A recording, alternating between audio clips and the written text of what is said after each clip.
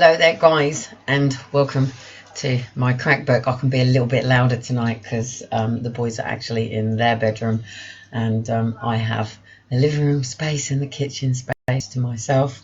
I can actually shut the door in between, so I can't even actually be louder and talk, and I might do in a minute, but I just wanted to make sure they're settled, and it's quite noisy outside. So, hello and welcome. I can actually be a bit more myself. Welcome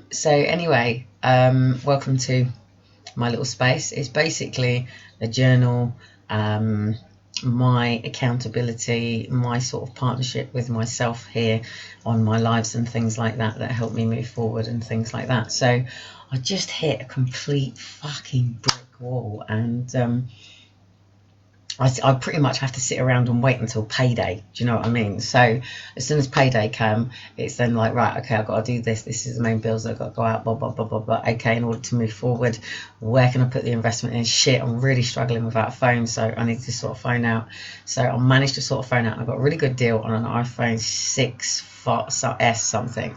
And it was 85, which down here is a really good deal on stuff like that. And I need to stick with the iPhone because I've got everything on iCloud and backup and all my things and stuff like that. So and I like it as an Aspie. I like it. Everyone keeps telling me to go to Android, but I have to say I stick with the iPhone. Hate iPhone as well. It's an absolute pain in the ass. It's caused me lots of problems with memory and storage and things like that. But technology causes me problems anyway because I'm just not that way out. I'm not website minded out, I'm not graphic design minded out, I'm not all this sort of platform building. I'm a speaker, I'm a coach, I'm a trainer, I'm an interventionalist, and a mum. And for those that don't know, 13th of December 2012, literally on that morning, I was a mother of 4 children, Liam, Daniel, Aaron and Faith, and by the evening of that night, Aaron and Faith were gone and my life was turned upside down, and I have been managing an emotional roller coaster ever since, and will continue to do so until the day that I see Aaron and Faith again, who were literally, they were taken, they were stolen, they were kidnapped, they were just literally removed from their home by 2 police officers, 2 social workers, and a judge oversaw this, and we met a few people along the way, and it was a 26-week fucking absolute devastation. And I did it on my own with my son at the time, who was he'd just turned 16 and was going through the process at the time, and absolutely, yeah, another story, another day. People who know me know the journey, but I actually tried to step back into some form of normality with the 2 children that I'm with here.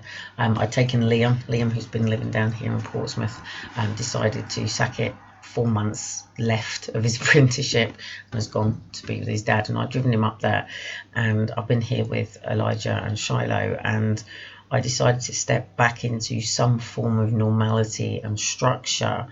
And one of the things I had to go and sort out was the fact that there'd been this recall on my car. So I drove down to Honda and booked the car in to deal with it. It's just a changeover on the airbag. They need to sort my airbag out or something, pull my car in and do my airbag. And it's all paid for by them. So while I was down there, I took the boys down to Port Solvent, and when I had Aaron and Faith, Liam and Daniel, we used to go to David Lloyd Gym. Prior to that, with just Liam and Daniel, it was like Virgin and things like that, but that got taken over by David Lloyd. And in Chorley, where we were, they had David Lloyd. It was basically an outside swimmer. And one of the things that I've always had problems with having 2 young children is in state council swimming, there's so many rules around. Mums can't, you can't take 2 kids swimming, blah blah blah blah blah. So I've always gone to a David Lloyd.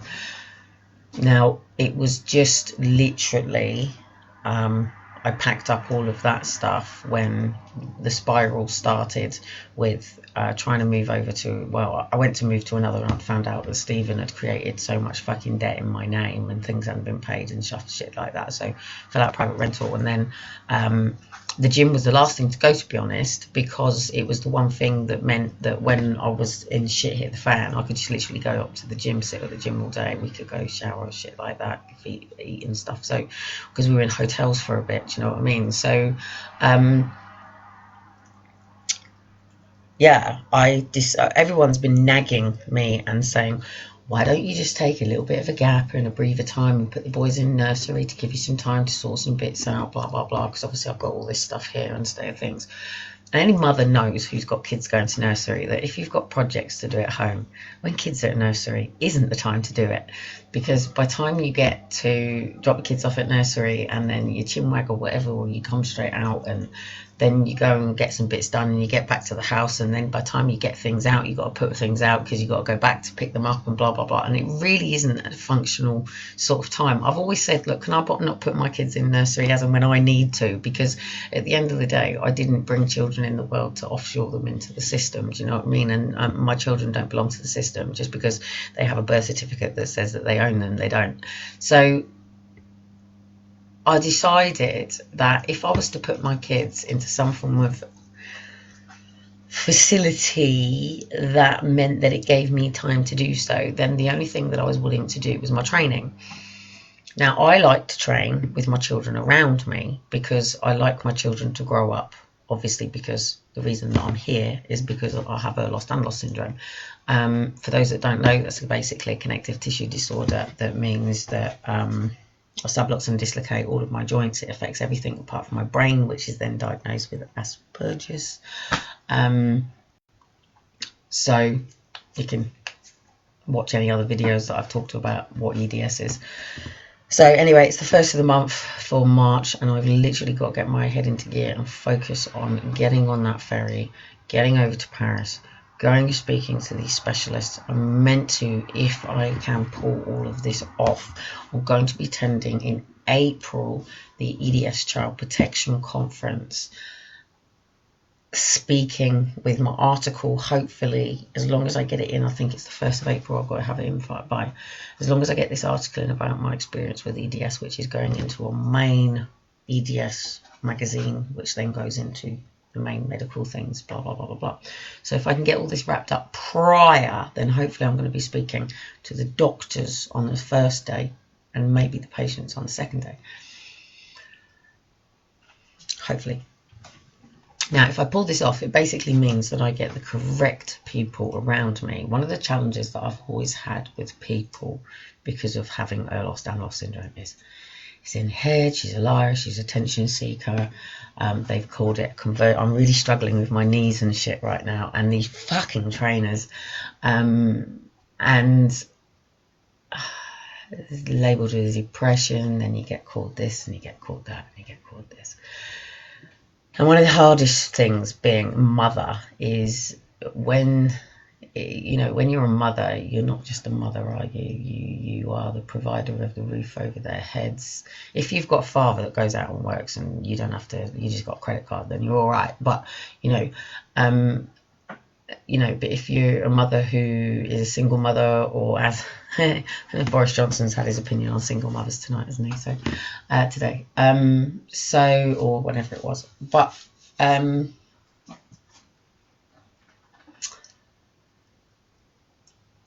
yeah. Anyway, the last few days have been quite a challenge. Let me just show you around before I get distracted. I'm actually further forward. I decided to really go at it rather than just half go at it. So literally all of the clothes that we have are literally behind me. There is actually an order to all of this, but the challenge is with children, they go intermittently with ages, so a lot of that's going out and going to the charity.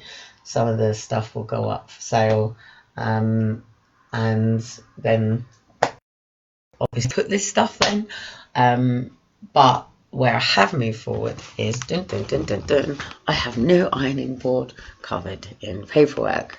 However, what I do have now is, if I show you, let me move the boys' chair. Seriously, this is mental. Right. I don't know if you can see it because it's on a black wall, but basically all that down there, that is pretty much how I started when I was train hopping, after my kids was taken. So this is pretty much all the bags that I started with. So that's all my paperwork. So if the light is right, you should be able to see that there is, oh fucking hell, you can't see, I don't know what you can see. So there's basically a big suitcase, a mini suitcase, a like legal suitcase, a proper holdall, a box with loads of bundles in it, and 3 laptop bags, and they are all full of paperwork. I could really, really, really do with somebody, to be honest, who would literally just go through all of that, find dates, put it all into date order for me, and then afterwards I can just go through it and correct it, make sure it's all properly in order, because it's a fucking nightmare trying to do that with the kids. And also today I've given myself a bit of a round of applause and actually put my graduation picture in a bigger frame, just to sort of say, come on girl, you know, give yourself a bit of a pat on the back. And just to show you the lifestyle that Liam and Daniel had with me as a single mother.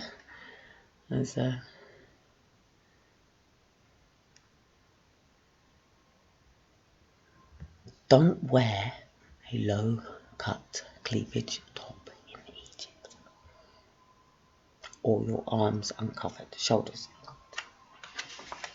No. And this is what it's all about. This is my little girl Faith. For those that don't know, my frame got cracked. I need to get a new frame. So there's Faith.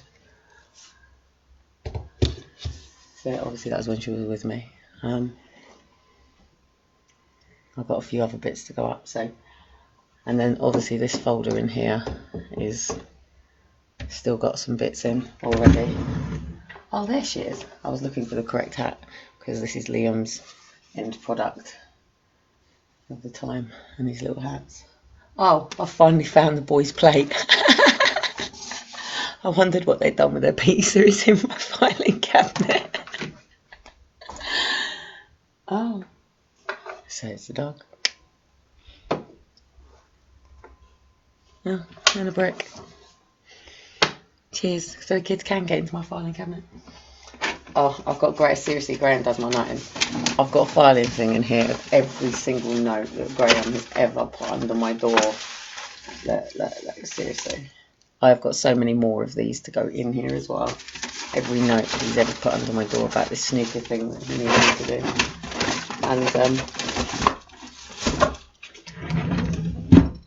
And then basically 4 drawers down. So why they should hold the adoption drive is all in there as well. But do you want to see my little boudoir? I've changed around again. So if you don't understand, I'm on the laptop at the moment. So the laptop is a netbook. Thank you to Tina who brought me the netbook as a gift. So basically I have a laptop here that has a broken screen which is connected to a TV screen that's not connected to the TV. That's connected, well, not connected, so I can't run this out, so this has to plug in to a DVD player that's fucking broke. I've just found the photograph. So basically, prior to my life now with Elijah and Shiloh in bed, so in 2010, when I first went out in the media, this was my family. So I was a mother of 4. So Liam, Daniel, Aaron and Faith. And we went to David Lloyd Gym.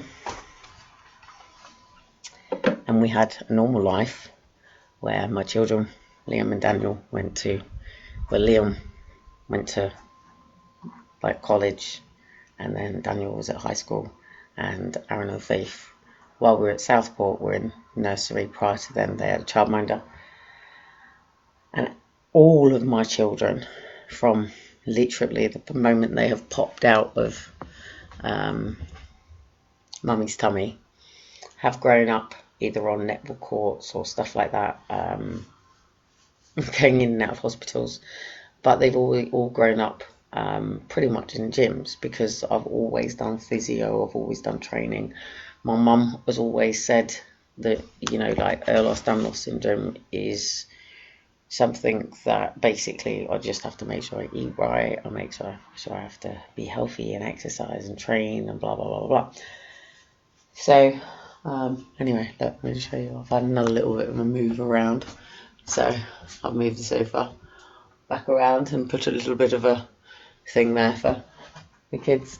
And we finally got our plant back. This is the plant that we first ever had when we were here, that we put outside to get some sunlight on it, and then it got stolen, and then I got the plot back. And then when we've now got this whole fire safety thing going on, which meant the council have finally won their war with me over the buggy, but they're now about to get hit with a letter from the fire service to say that my buggy is now a health and safety and fire risk because it's now blocking the door, and also if there was a fire it would stop us from getting out, basically. So they're going to have to move us quick. So, and they have actually been over to do a move.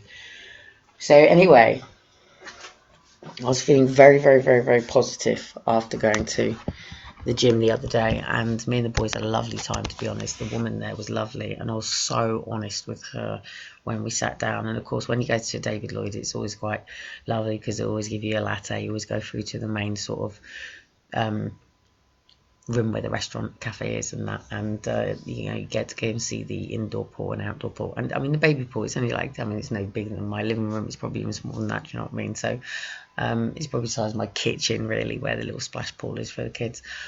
But one of the things that Elijah and Shiloh have really missed out on, that all my children have had, is literally from as early as, well, when I used to jab my kids, as early as they had their jabs, I've always taken them swimming.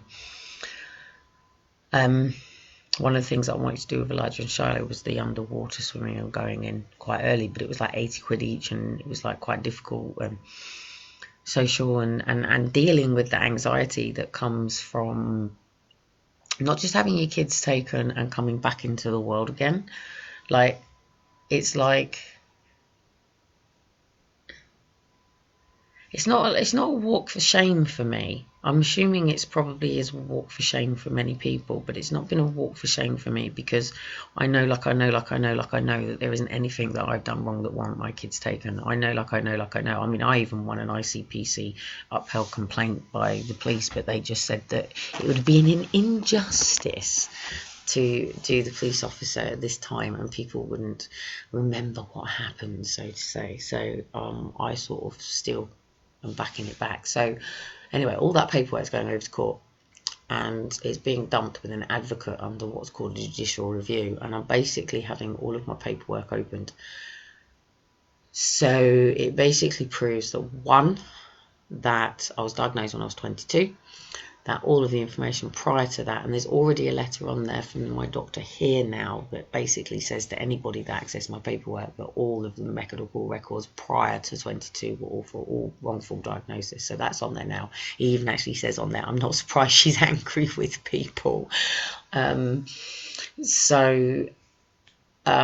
Yeah, and then basically from that it's going to what's then called a medical neglect case, and then from there it's then going for a tribunal on a medical grounds. And then obviously there's the other side with the fact that they said that I never actually had specialised care, specialised therapy for being a child abuse victim. However, in their own records, they already know this, because they used the psychological records against me that was saying things like my family was confusing, things like that. So they would have been aware that that meant that actually the first thing that happened when I went into foster care was I was put under a psychotherapy unit immediately. They've been threatening me with adult psychotherapy units since I was like 13, do you know what I mean? So I grew up with my mum sort of saying to me, they're going to send you to Epsom if you don't sort your shit out. So, but I have the records in there as well that shows that I went intensive for 2 years as well. So, and then obviously there's the records in there that said I wanted to kill the person who raped me when I was in the Ridgewood when I was 19. So there's enough records to show that, not only that, I went and did my degree in psychology, every form of therapy that exists. There's nothing I haven't studied in terms of human behaviour, human psychology. Dean says my psychology is shit, but actually my psychology is not very bad. But dealing with your own stuff is like being a hairdresser trying to cut your own hair, and as much as you can probably give yourself a bit of a trim, maybe sort it, to give yourself a complete restyle is a bit difficult. So on Thursday I'm going to be working with Nisha, and for those that don't know Nisha, when In fact, Nisha actually knows Aaron and Faith and Liam and Daniel because I used to crew with Nisha at Tony Robbins for the UPW, and Nisha was my crew manager. So and I spent a lot of time looking for her mobile phone.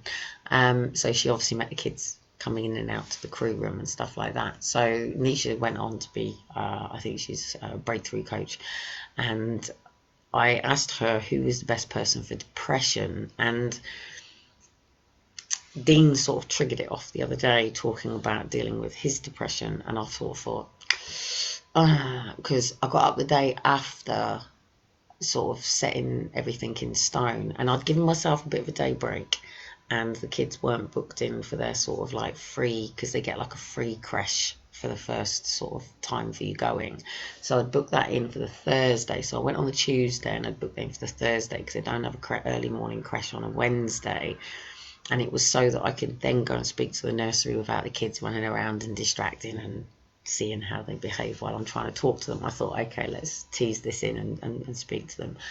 And I had already spoken to everybody at length. I've been completely open and honest with people about where I've come from, what I'm going through, what I'm experiencing, how I'm dealing with it. But the fact that I want to be in a place that isn't writing reports on me, and that's why I felt comfortable at being up at David Lloyd's and being up at the nursery, because literally you go in through the front door and the reception to go into the gym. I'm going to be reverse from you, but the reception to go into the gym is right in front of me, but the reception to go to the actual nursery is the other side. So I feel comfortable that my children are under the same roof, as me. Do you know what I mean? So, and it's not a case of I'm going to drop them off and then all of a sudden I'm leaving the building and going off. So I felt that this was quite a cool compromise for me. So, and in conversation with the nursery, and I'll talk to her quite a bit at length about multi-agency and framework, and obviously everybody, even if they're private, has to be under Ofsted and frame. If people don't understand multi-agency is basically the framework that exists here in Great Britain. It's probably predominantly in every place, but here in Great Britain it's a structure that exists around every vulnerable adult and every person under 18. So it's basically multi-agency. So that's your GP, then any outstanding people that may exist with you because you may have some form of, because you're a vulnerable adult, it might be learning difficulties, disability, mental health bracket, if that's what they want to call it, any other sub-labels.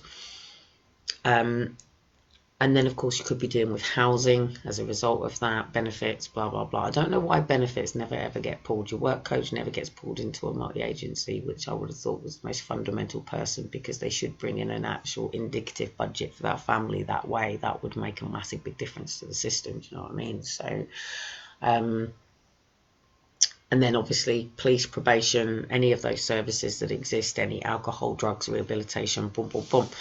And it's one massive big framework that exists to go around the family that this system is supporting. But the challenge with that is it becomes very suffocating, because it's one, people you don't know. Two, it might not be relevant to you, because you'll think, well, why is there a probation team here? I don't have any issues with probation here. Or why are the police here? Because I don't have any issues with the police here. And then the police is sitting there with a record and they're arguing with you over something you did about throwing a stone over a window when you were like 13, and you're sitting there thinking like, why the fuck are you building this picture of me? This is mental. But the problem with psychology, and obviously psychology comes into that framework, because the whole framework of the social care system is structured on Maslow, which is about this hierarchy of needs of one's self.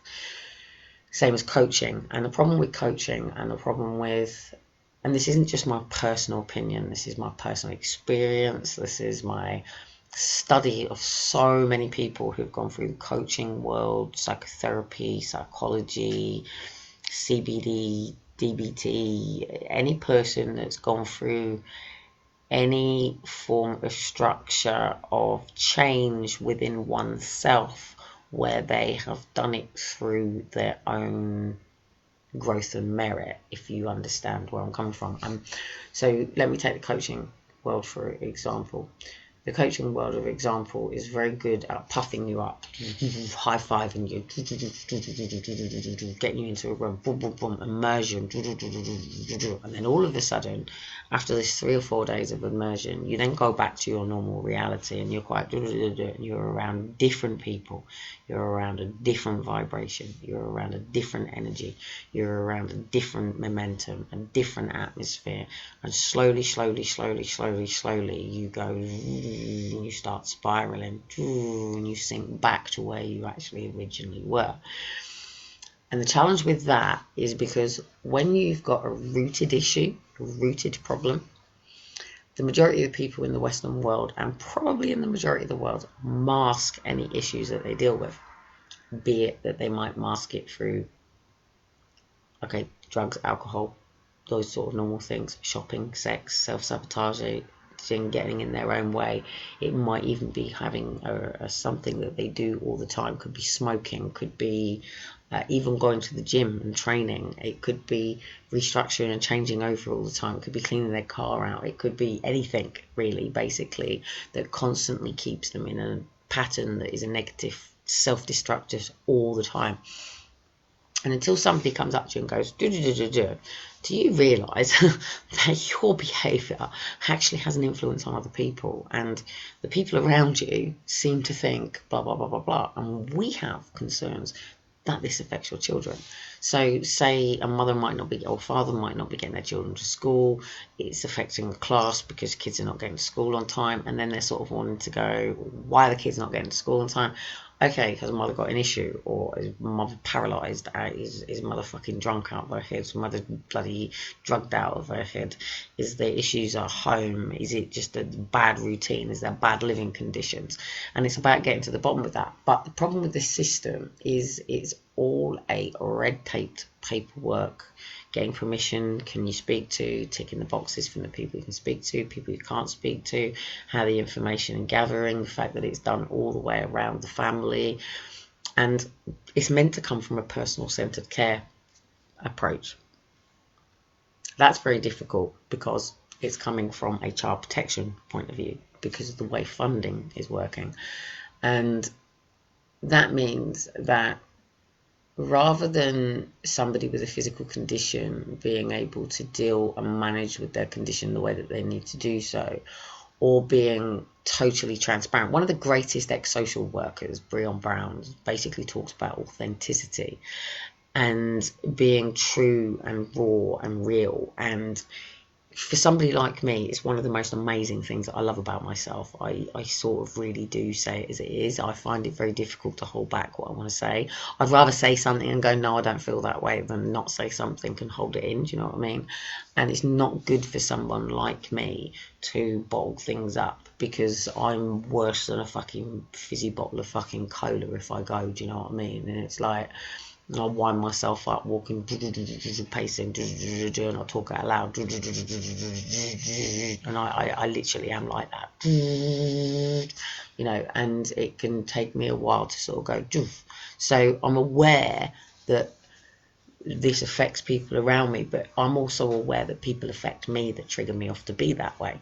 So the other thing that's been really difficult for me during this whole time is it's very, very exhausting for me to deal with normality, because sometimes I just want to go.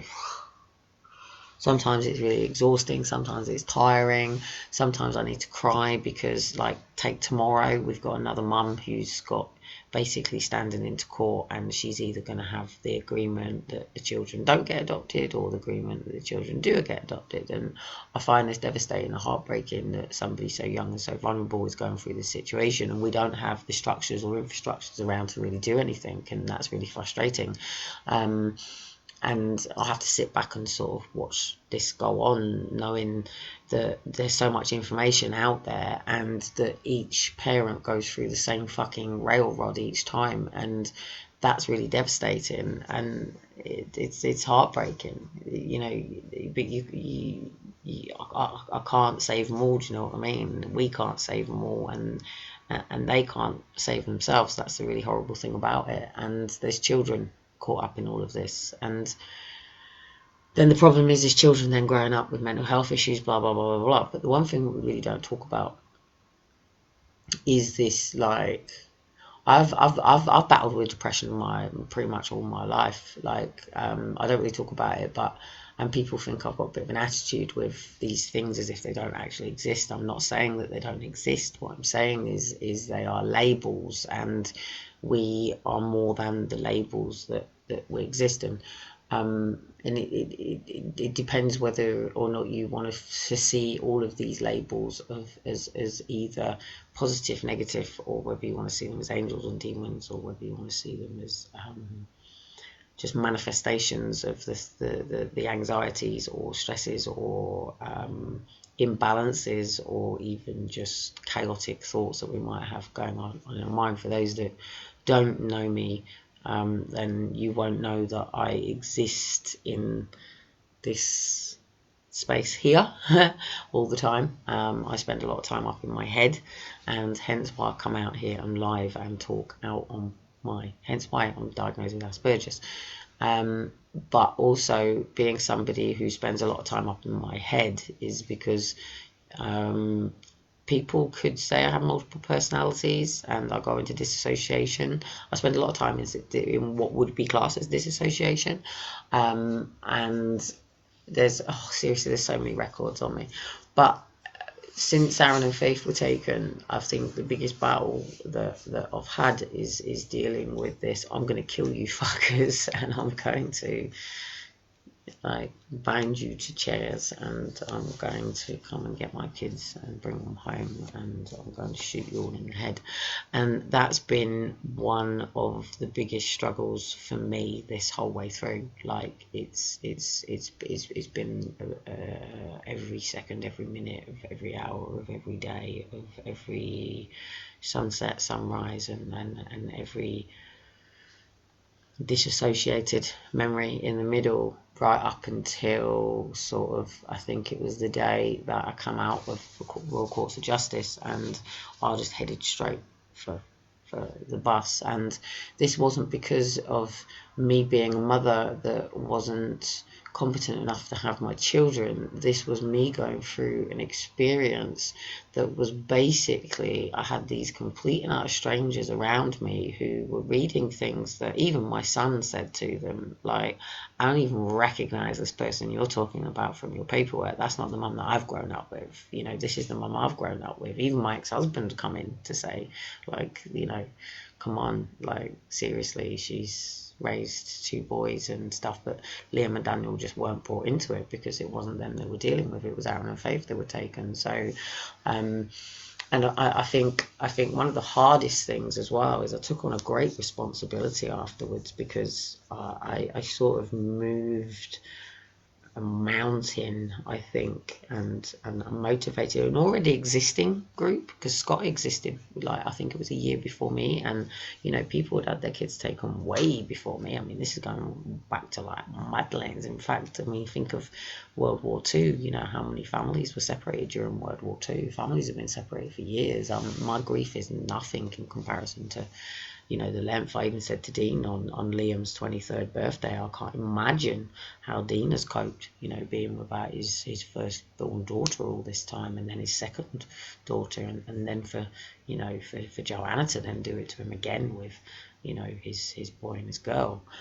No wonder he has the anxieties and fears that he has over me, and I have over him, and stuff like that. And the challenge is when you deal with any form of relationship with any person, be it services or, you know, even your partner, your family, blah blah blah, you're all coming from your own point of view and perspectives, aren't you? It's just a projection of oneself all the time. But I think when I went to get up the next day, I deliberately sort of, because it was like 10 o'clock and I've been getting so stressed with everybody that if they force me to live this fucking systematic way, then I've got to be up at 7 in the morning, because I know how long it takes me to get two little boys ready, blah blah blah. I've already been mummy who goes to school gates and blah blah blah. And I wasn't very good at getting my kids to school on time.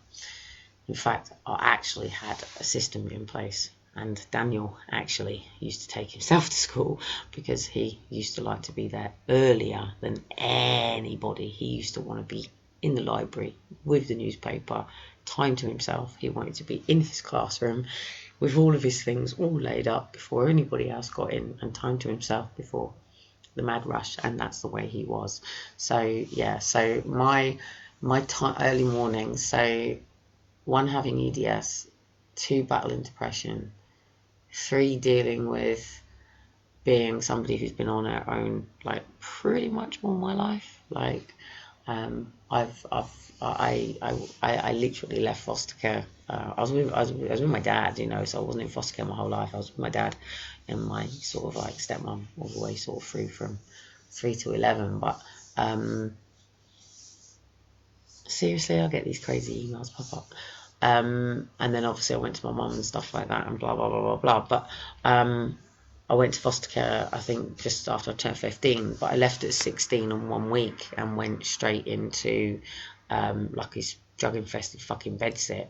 And my mum was around, she like covered some of my bills and things like that, but I don't know if it's because of the Asperger's side of me that just doesn't form those relationships in that sort of way, or I don't know if it's that I've just been alienated in the way that I've been, or whether or not I don't know. It's I've never ever sat in any family therapy or any therapy with any of my friends and sort of gone, look, hey, hang on a minute, this is a perspective that I've got, what is actually yours? And then someone actually sit there and go, look, this is the truth of this particular situation, or hang on a minute, you've all fucking screwed up here because actually you all got it wrong.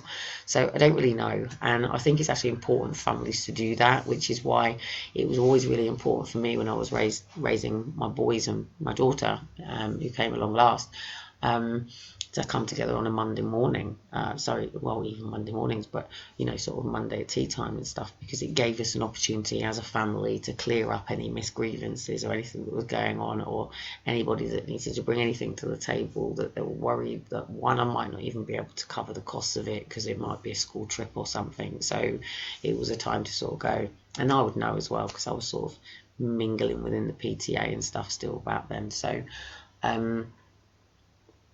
yeah, sort of when I got up the next day, and I'd had so many positive thoughts the day before as well, sort of like, right, okay, this is really cool, it's a step in the right direction, it means I can get up in the morning, the creche is in the mornings, and then I'm going to get government funded for the nursery, so I'm going to be able to build a timetable. And I was looking at all of the avenues and all the things I could do. And this is really cool because it's that sort of membership. You don't pay for your personal trainer, do you know what I mean? It all comes in with it. So I thought, right, this is cool. It means I get to go and work with my personal trainer. I get to do a core program. I'm going to be going over in March. I'm going to have the specialists around me. And I thought, okay, this is really cool because I'm going to be able to just chill out, let the boys swim, and then in the summer we're going to have the outdoor pool, and then we can use any David Lloyd all the way around Europe. So if we're on the road, we've always got a David Lloyd to go to, so that's not a problem, and I can meet parents at David Lloyd because I can take guests each day and stuff like that. And I thought, cool, and the coaching, boom, boom, boom, boom, boom. Went to bed that night in such a great place. Like, yes, I was in a great place. And when I woke up in the morning, it was like, wow. And I'd arranged to just go and take the boys for a swim, chill out, hang around. I'd got a complimentary meal, breakfast, whatever it is, or what I wanted that day, was part of my welcome to our new world sort of thing. And I thought, right, okay, cool. And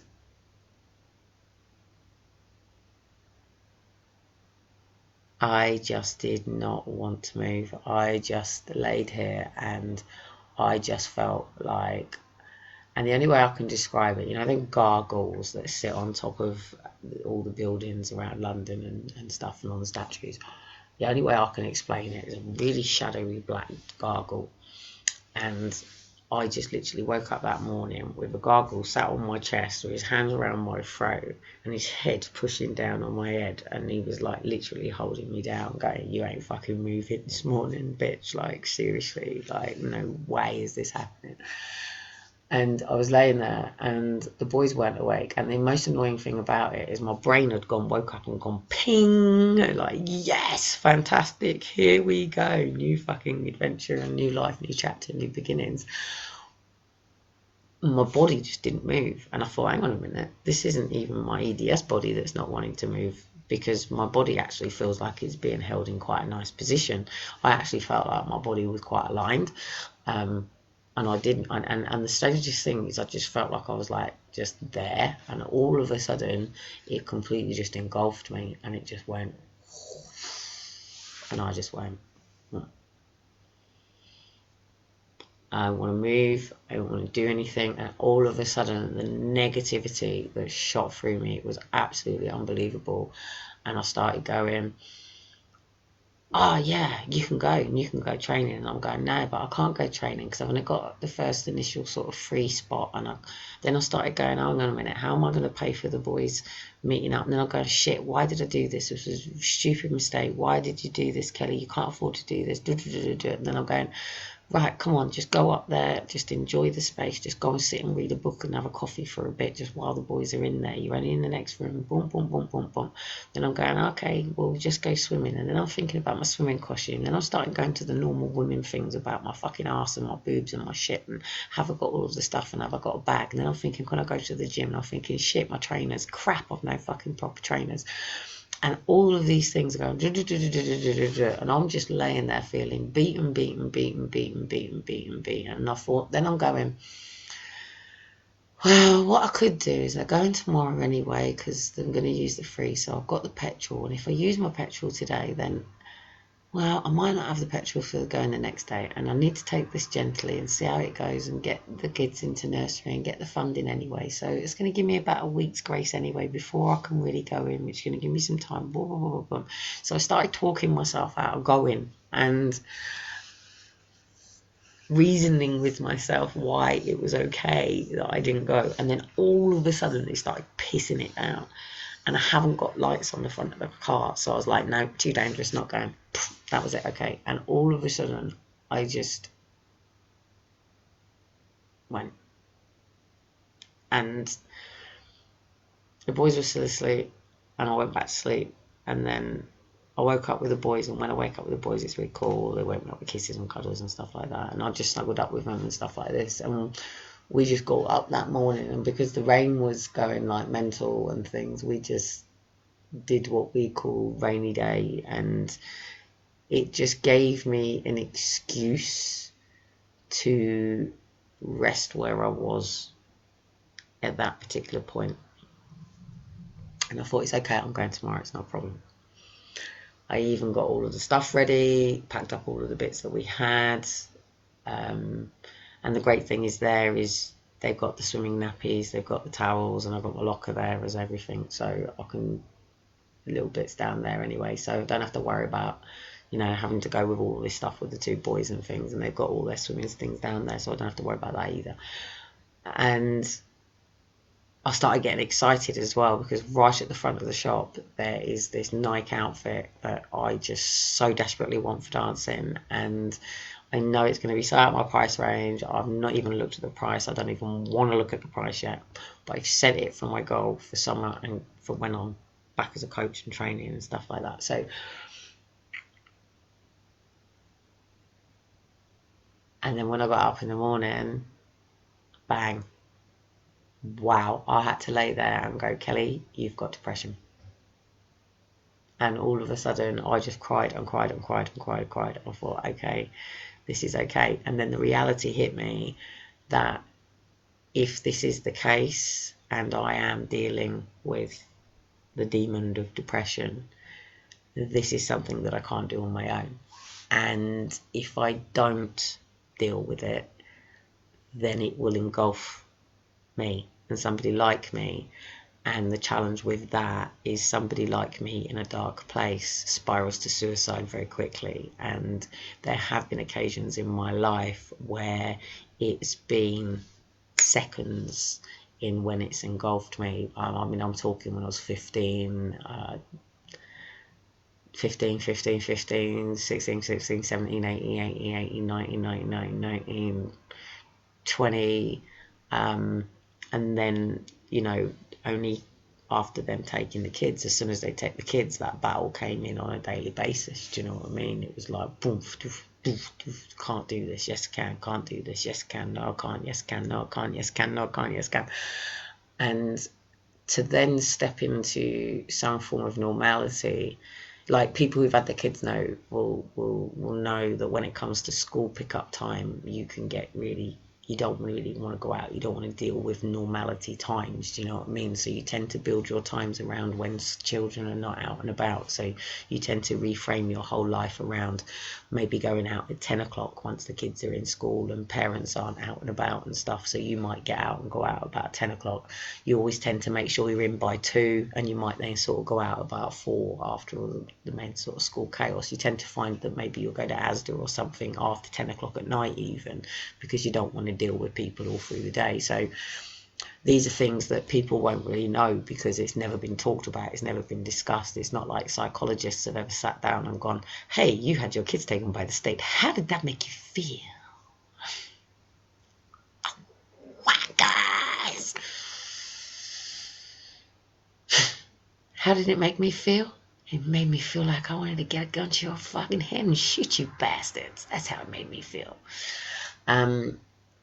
It made me angry. It made me very pissed off, and it made me very frustrated, and I really wanted to smack you fucking judgy nose right in the ass. And you look like that thing from fucking Simpsons, you bastard. That's how it made me feel. What pains me more about how it made me feel was the unknowing of what my kids were going through, and that is what torments me. That is what torments me every day. That is what torments me from the very moment they were ripped from me. Do you know what I mean? One thing that I think any normal mother out there vows to their kids is their mother will always keep them safe. And I think when you have that promise with your kids, and it's something that has been really important for me as well, for my kids to always know that I'll always be there. Like, with the life that I've had, you know, with the rejection that I've had from my own parents, and from the abandonment that I've had from my own parents, it was really, really important for me as a mother that when Liam come into the world, when Daniel come into the world, when Aaron and Faith, you know, Liam, Aaron, Elijah and Shiloh come into the world, that all of my children have always known that I'm always going to be there. And this isn't something that I can promise Elijah and Shiloh. And the only way that I can promise Elijah and Shiloh is that if anybody, like even their dad does it to me sometimes, and he fucking pisses me off, and I tell him, don't be that prick, don't be that man, don't be that person to do that. Like, you know, he'll say to me, he's even done it tonight, you know, you be careful, Kelly, because I'll just come in there and just take the kids and go. And it's like, don't play with that trauma with me, because you make me my enemy. And if you make me my enemy, then you become a problem, and it makes it difficult for me to have an amicable relationship with you, and it makes it difficult for me to get on with you, and it means you meet my defensive side of me all the time.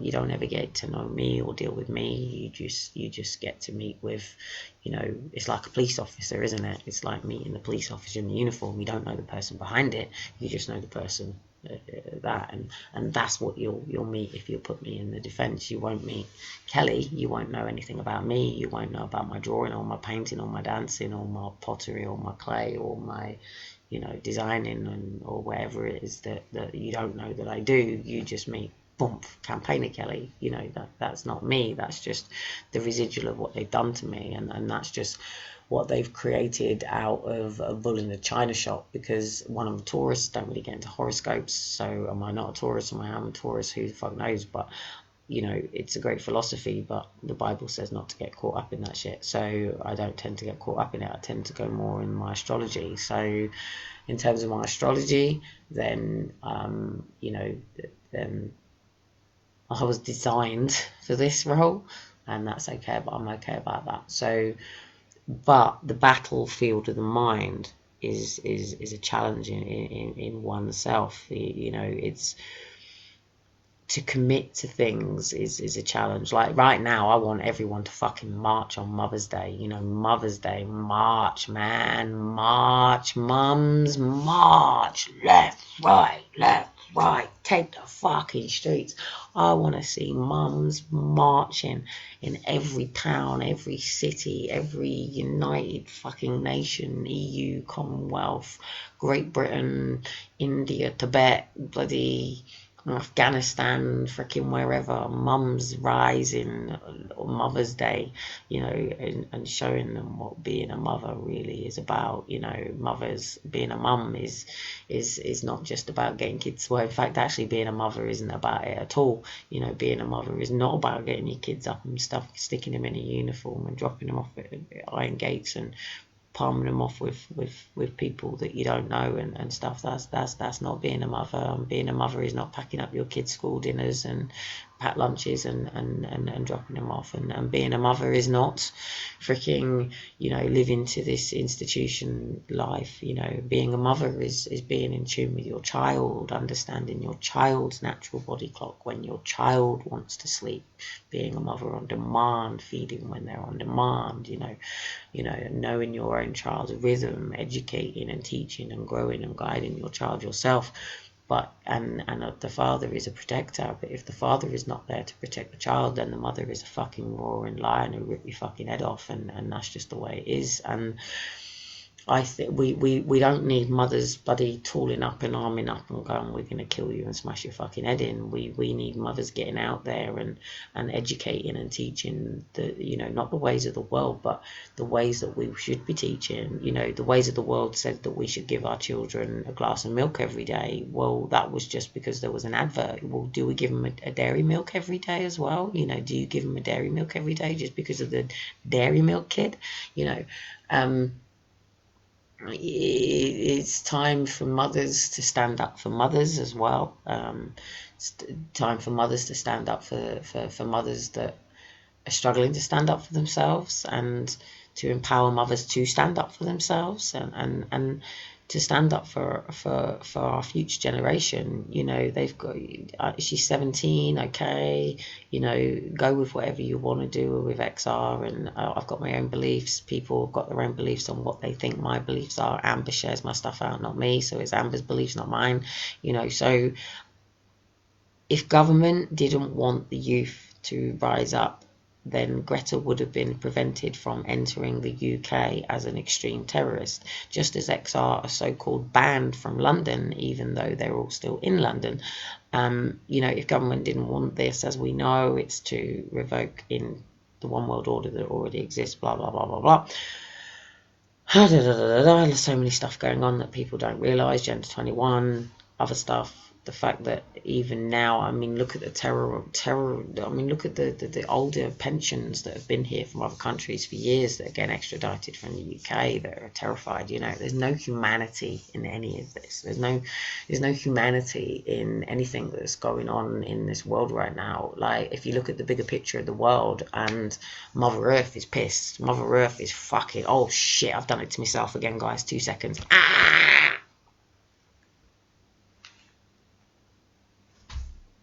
Hang on, 2 seconds.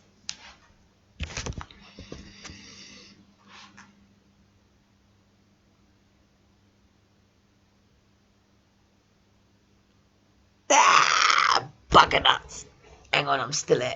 Just 2 seconds. Oh, seriously, I should never sit on my feet. I do it to myself all the time.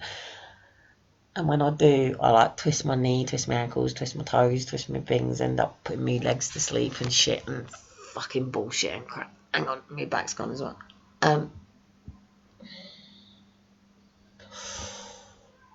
Ooh, bugger nuts. Anyway, come in here with me.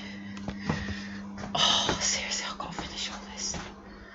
Does my nutting. I've got to be really, really ruthless with this as well, because I'm sick and tired of us wearing clothes that we don't really want to be wearing, that aren't us. It's just that it's either people give you things and it's polite and it's great, and I get some lovely stuff for the kids, so I certainly don't say no. But, like, you know, oh shit, my leg's gone dead.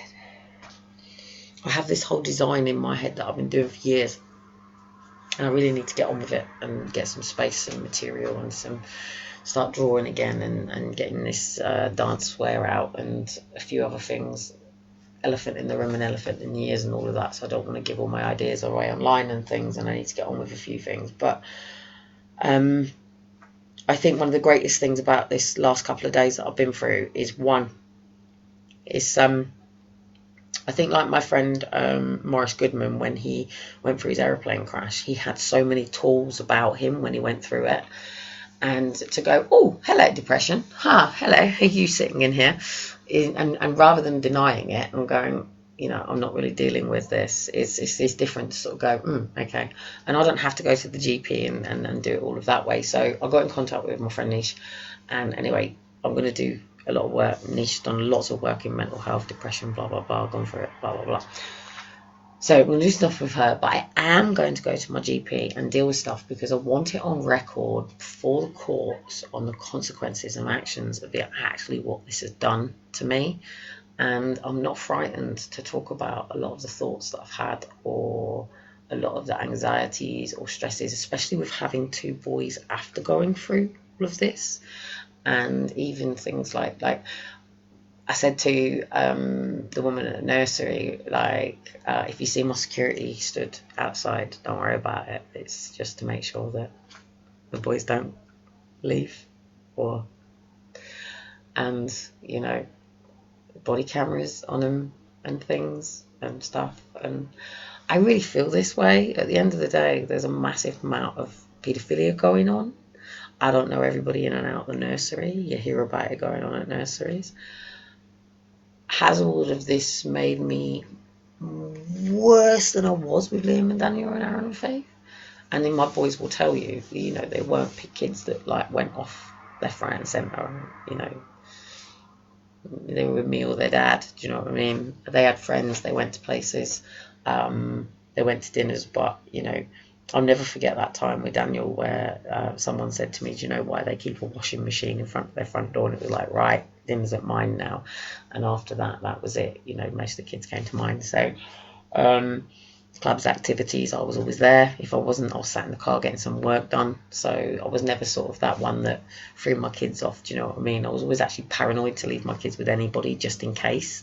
Because of what I've been through. They say that those that have been through abuse go on to abuse.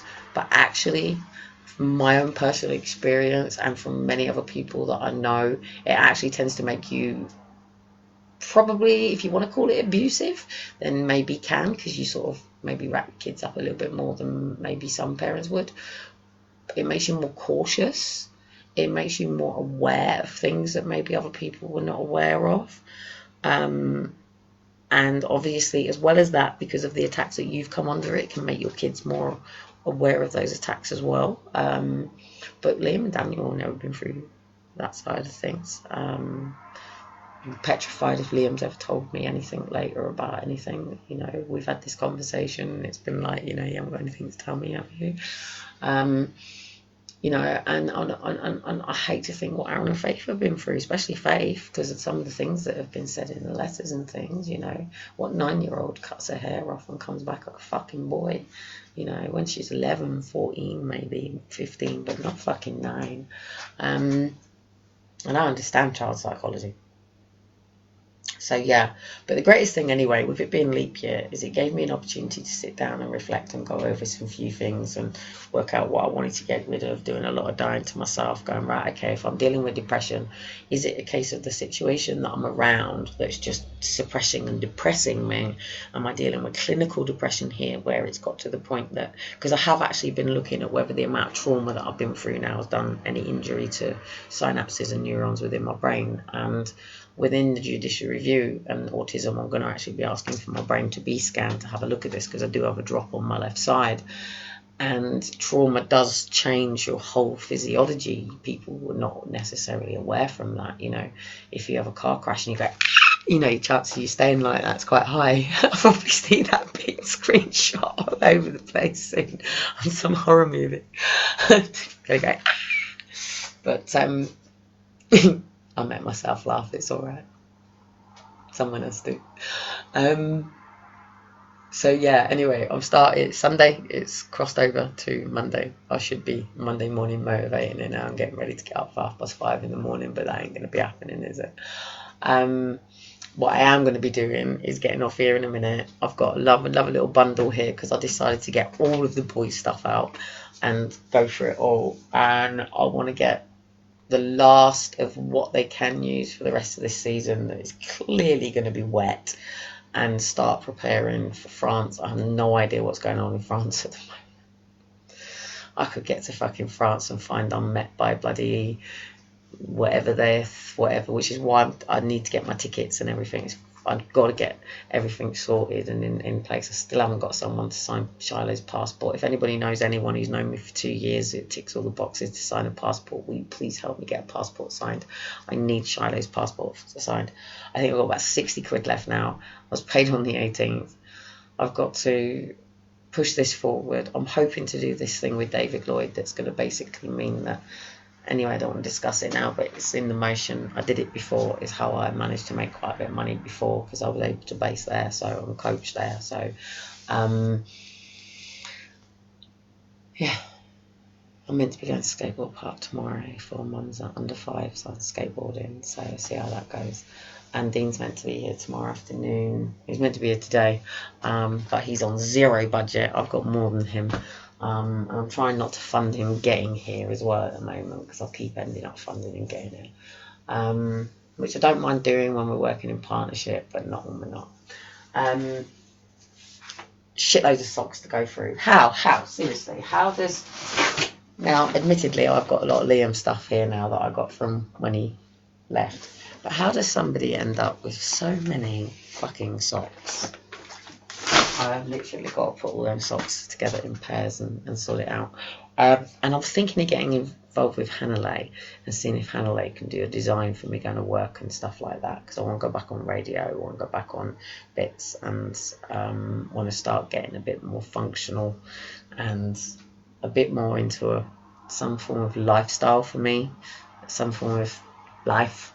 Do you know what I mean? And start having some form of existence in this world again, other than just being an anarchic. Well, I wouldn't really call myself an anarchist. My accountant says I'm an anarchist, and he's an anarchist, and he said there's nothing wrong with being an anarchist.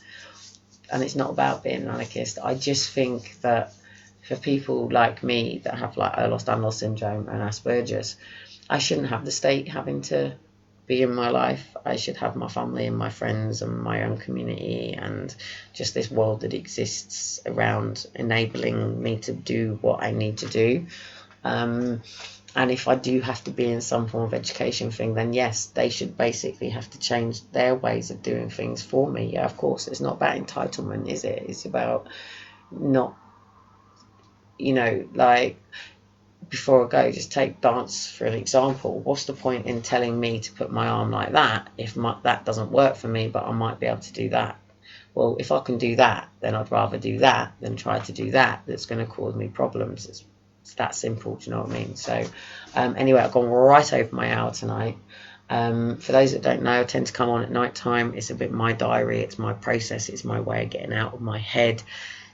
It's meant to be for Amber to pick up things that I say and quote and put into my quote boxes for my websites, but she never quite picked up on that's what she was meant to be doing. And putting together, yeah. So anyway, breakthrough on Thursday. See how that goes on Thursday. I'll let you know Thursday night. Just remember, every time you see me, I'm a new person, if that makes sense. I grow every day, change every day. The person that you all met on Downing Street was very broken, very damaged, very hurt, upset, lost mum who was looking for answers, and just found a lot of other broken, hurt, angry, upset mums. And it was the blind leading the blind, and at least we got to prove that there was a cover-up for historic abuse. At least that come out of it, do you know what I mean? Yeah, we can say that we were massively to do with that. So yeah, to everybody who has been part of bringing that to the surface, well done. Like, yeah, that's something that's got to be dealt with, because it's not just historic, is it? It's current. And one of the reasons that we're losing our kids is to feed this monster, and the only way we can deal with this monster is for people to believe it exists. The devil's greatest trick, which is not a biblical thing, it was I think it comes from a film, but it's a good one. His greatest trick was to convince you he wasn't real. And if you've got good talking and bad talking, I don't actually have bad talking. I don't have bad talking. I don't really have bad thoughts like that. I don't really beat myself up like that. What I tend to have is just kind of pull it off days. Finances tend to always be the limitation all the time. You know, petrol, can I afford to get there? Can I do this? Can I do that?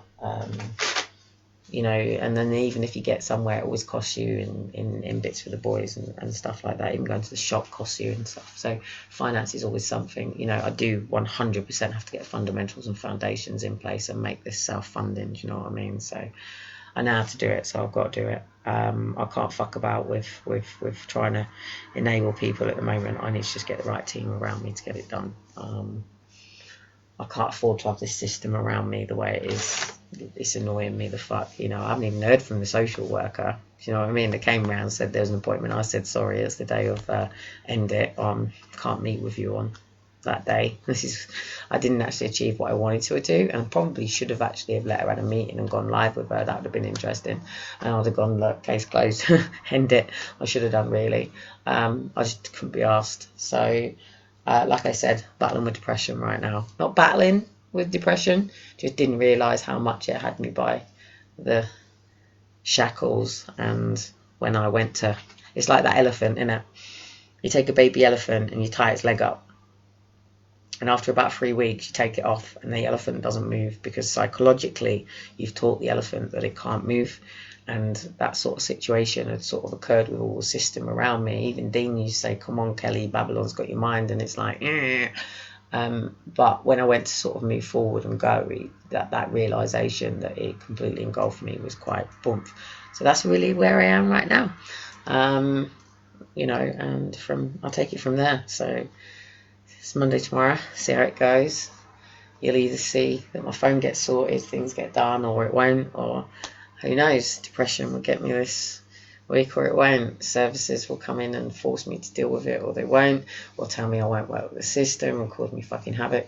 Anyone takes my kids, then I'm going to have a psychological report that says, yes, mother will shoot you in the fucking head.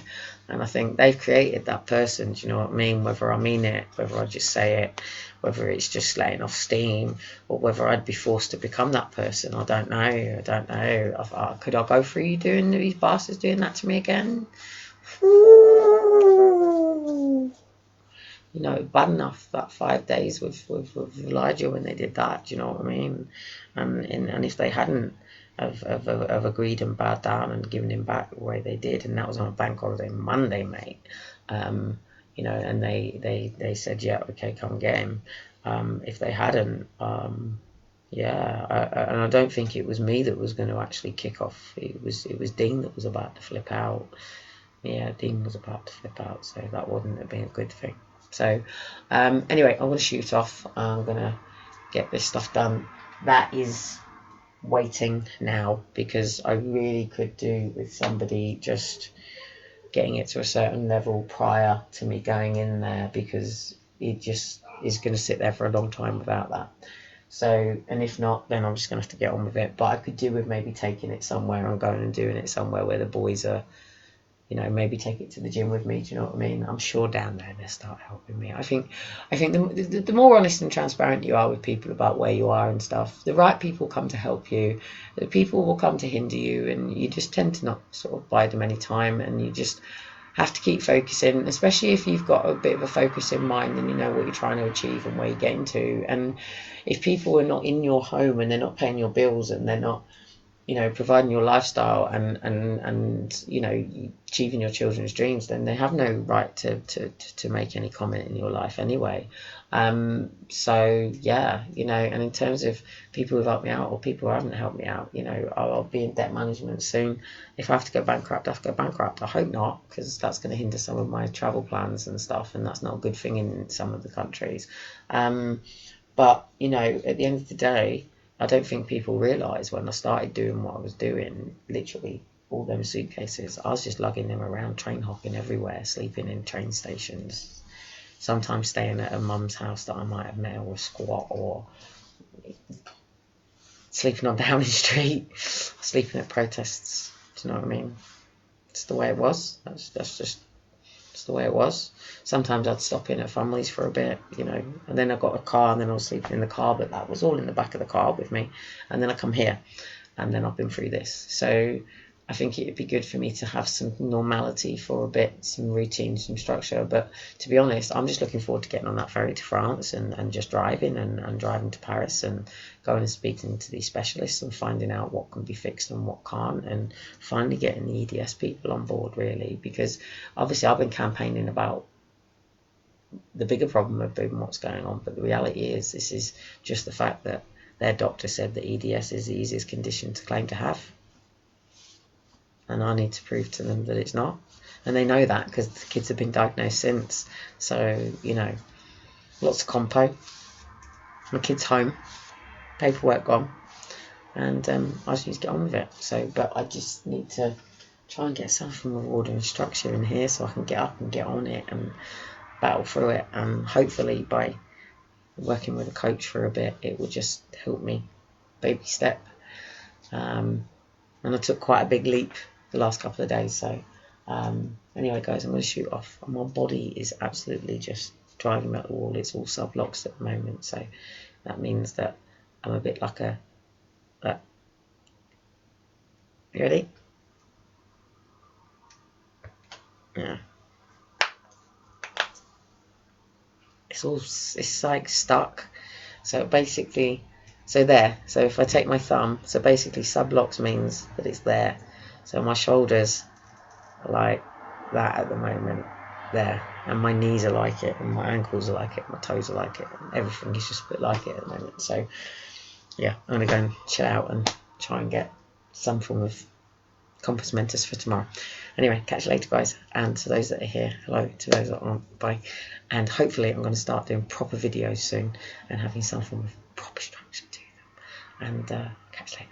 Bye. Hopefully I have my phone tomorrow. You'll know when I have my phone up and running. You'll know. Speak later. Bye.